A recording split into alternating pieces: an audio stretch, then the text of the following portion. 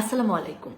একটা কথা, 5ই আগস্টের পর থেকে আমরা যারা অভ্যুত্থানের পক্ষের শক্তি ছিলাম তারা অনেক শুনছি, কারণ 5ই আগস্ট পরবর্তী সময়ে আমাদের নতুন বাংলাদেশকে নিয়ে, পরিবর্তিত বাংলাদেশকে নিয়ে যে আকাশ চুম্বী স্বপ্ন ছিল, সেই জায়গায় অনেক পানির ছিটা, কাদার ছিটা, ঝড় তুফান সেগুলো যখন আসছে তখন আমরা শুনছি আসলে তোদের লাল স্বাধীনতা কেমন লাগে, তোরাই তো এই পরিস্থিতি নিয়ে এসেছিস।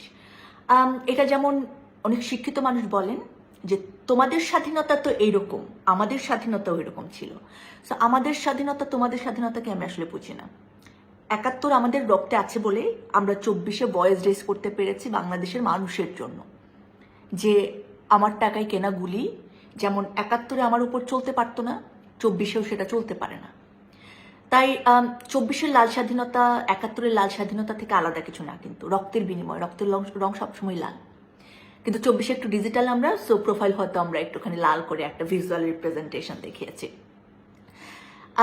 এখন কথা হচ্ছে, আমরা যারা অভ্যুত্থানের পক্ষে শক্তি ছিলাম, আমরা কি এই সময়টা নিয়ে হ্যাপি না থাকলে আমরা রিগ্রেট করবো যে কেন আমরা আসলে আগস্টে অভ্যুত্থানের পক্ষ নিয়েছিলাম? একদম না, একদমই রিগ্রেট করব না, কারণ সেটাও অন্যায় ছিল। এখন যদি অন্যায় হয় সেটার বিরুদ্ধে আমরা ভয়েস রেজ করব। ইটস নট যে আমরা কোনো একটা সরকারকে বসানোর জন্য রাস্তায় নেমেছিলাম। আমি অনেক বন্ধু, আমার একটা বন্ধু আছে যে এইখানে আন্দোলন করার জন্য তাকে চাকরিচ্যুত করা হয়েছিল, কিন্তু ওই অভ্যুত্থানে সে চাকরি ছেড়ে দিয়ে ভয়েস রেজ করেছে, মাঠে থেকেছে, এবং এই সময় দাঁড়িয়ে সে একদম চুপ, কারণ তার নিশ্চয়ই অসহায় লাগে।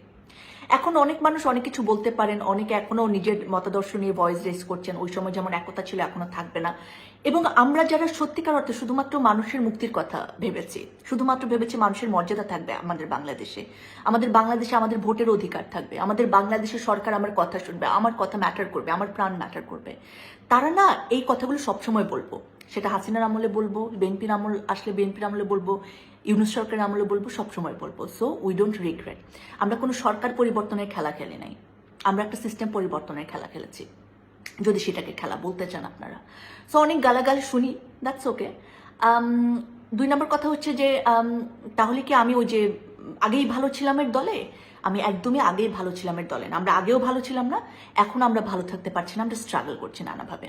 কারণ আমাদের বিক্ষিপ্ত শক্তি, আমরা এখন সবাইকে সর্বা ভাবছি, আমরা নিজেদেরকে এই আন্দোলনের, এই অভ্যুত্থানের সবচেয়ে বড় স্টেক হোল্ডার ভেবে ভাবছি যে আমি যে স্বপ্ন নিয়ে নেমেছিলাম এই স্বপ্নটা এস্টাবলিশ করতে হবে, বাট ইটস নট অ্যাকচুয়ালি।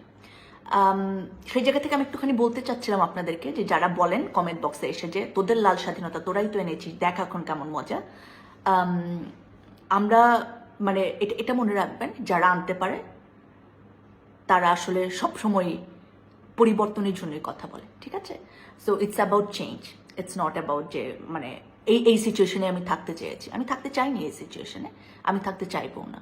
এবং আমি জানি আমার মতো অনেক মানুষ যারা এখন আবার ঘরে ঢুকে গিয়েছে 24 আগস্টের পরে, তারা আবার যে কোনো সময় তাদের ভয়েস রেজ করতে পারবে যে কোনো ধরনের মানুষের সাথে অন্যায়ের জন্য। Thank you.